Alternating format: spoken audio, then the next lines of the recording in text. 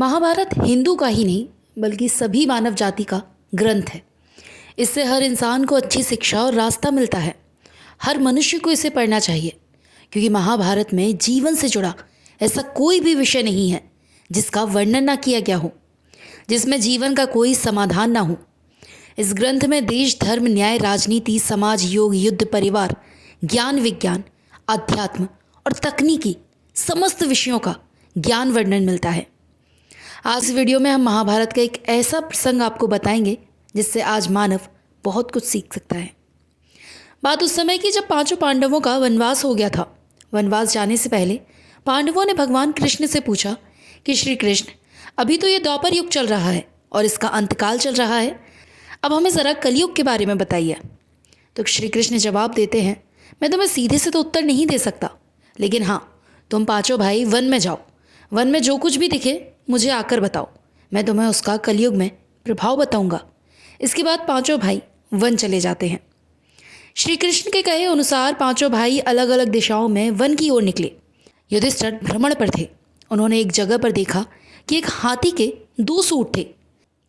ये देखकर युधिष्ठिर के आश्चर्य का ठिकाना नहीं रहा। अर्जुन दूसरी दिशा में थे, भ्रमण पर थे। कुछ दूर जंगल में जाने पर उन्होंने जो देखा उसे देखकर आश्चर्यचकित रह गए। उन्होंने देखा कि कोई पक्षी है जिसके पंखों के ऊपर वेदों की रचनाएं हुई हैं और वो पक्षी मुर्दे का मांस खा रहा है।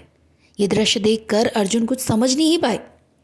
दोनों भाइयों की तरफ भीम भी गए।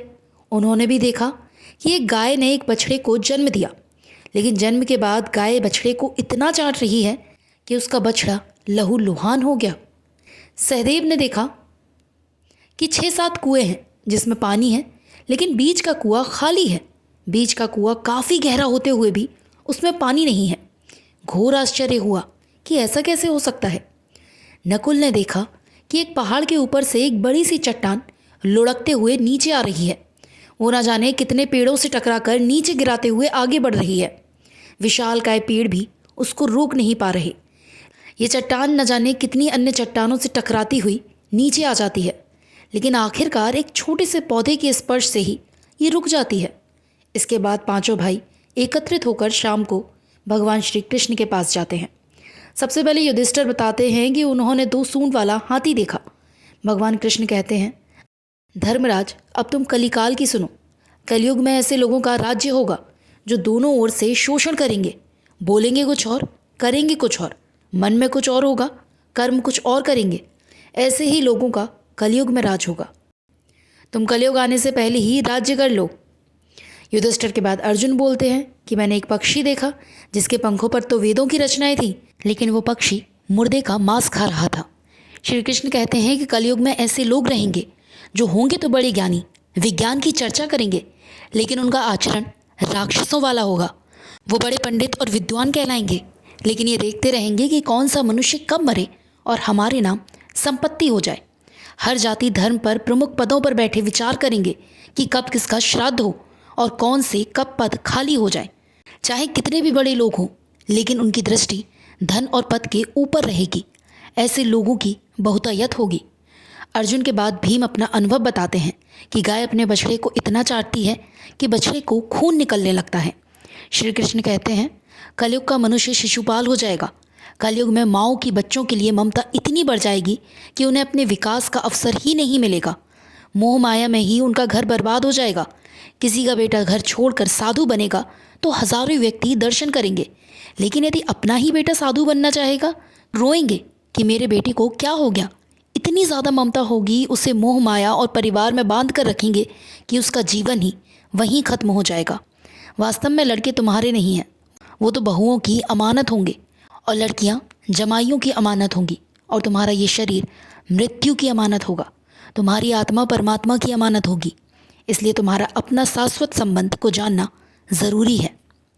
भीम के बाद सहदेव कहते हैं कि मैंने देखा 5-7 बड़े बड़े कुएं हैं, बीच में गहरा कुआं है और खाली है। ये कैसे संभव है? श्री कृष्ण जवाब देते हैं कि कलयुग में लड़की के विवाह में, मकान के उत्सव में, छोटे बड़े उत्सवों में लाखों रुपए खर्च कर देंगे लोग, लेकिन पड़ोस में ही यदि कोई भूखा प्यासा मर रहा होगा तो उसे पेट भर खाना भी नहीं देंगे। उनका अपना ही सगा भूख से मर जाएगा, उसे देखते रहेंगे। दूसरी ओर मौज, मदिरा, मांस भक्षक, सुंदरता और जश्न में पैसे उड़ाएंगे, लेकिन किसी के दो आंसू पोंछने में उनको कोई मज़ा नहीं है।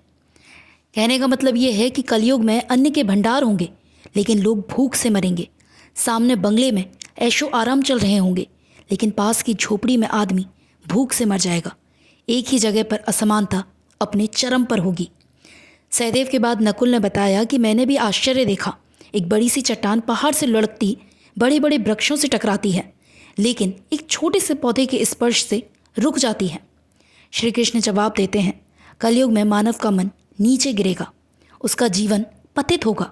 ये पतित जीवन धन की शिलाओं से नहीं रुकेगा, ना ही सत्ता के वृक्षों से रुकेगा, लेकिन हरि नाम के एक छोटे से पौधे से, हरि कीर्तन से मनुष्य जीवन रूपी पौधे का पतन रुक जाएगा। इसलिए भक्तों, हरि भजन कलयुग में मोक्ष पाने का एकमात्र उपाय होगा।